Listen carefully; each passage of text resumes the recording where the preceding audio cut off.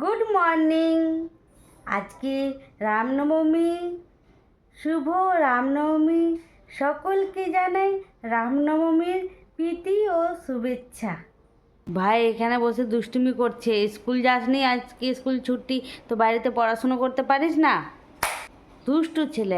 আমি এখন চা আর কুরকুরিয়া খাচ্ছি। বর রেডি হয়ে গেছে, এবার বিজনেসে বেরোবে। কখন বাড়ি ফিরবে? 2টোর সময়। আমার স্নান হয়ে গেছে, এবার পুজো করে লাঞ্চ করে আবার দেখা হচ্ছে তোমাদের সাথে। আমার পুজো হয়ে গেছে, আমার পুজো করা কমপ্লিট। আজ রামনবমী, সকলকে জানাই শুভ রামনবমী। জয় শ্রীরাম। হনুমানের 12 নাম পাঠ। হনুমান এক নাম সকলেই কয়, আর এক নাম তার অঞ্জনী তনয়। ভাইপুত নাম হয় তার তৃতীয়টি, মহাবল নাম হয় তার চতুর্থটি। রামেষ্ট তার নাম হয়েছে পঞ্চমেতে, ফাল্গুন সখা নাম হয়েছে ষষ্ঠতে। সপ্তমে পিঙ্গাক্ষ নাম সকলেই বনে, অষ্টমে অমিত বিক্রম সকলেই জানে। নয়তে দুদিকর্ম নাম তিনি ধরে, দশতে সে দশক বিনাশ যে করে। একাদশ লক্ষণে হলো প্রাণদাতা, দ্বাদশ দশকের দপ্রাহা। কবিতে দ্বাদশ নাম জবা পাঠ করে, ইয়াত্রাকালে প্রবাসে বা নিবৃত্তি দ্বারে। সর্বকালে সর্বস্থায়ী বিজয়ী সে হন, কোনো কালে ভয় তার নাহি কদাচন। জয় বজরংবলী। আমার লাঞ্চ করা হয়ে গেছে, একটু রেস্ট নিই। একটু পরে এখানে আজকে রামনবমী, তো লাঠি খেলা হবে, তাই দেখতে যাব ছাদে থেকে। আমাদের এখানে রাম মন্দিরে লাঠি খেলা হবে, দেখতে যাব ছাদে থেকে। আমি ছাদে যাচ্ছি রামনবমীর লাঠি খেলা খেলতে। আমাদের রাম মন্দিরের এখানে ফিল্ডে চলে এসেছে, চলে গিয়ে দেখাচ্ছি তোমাদের।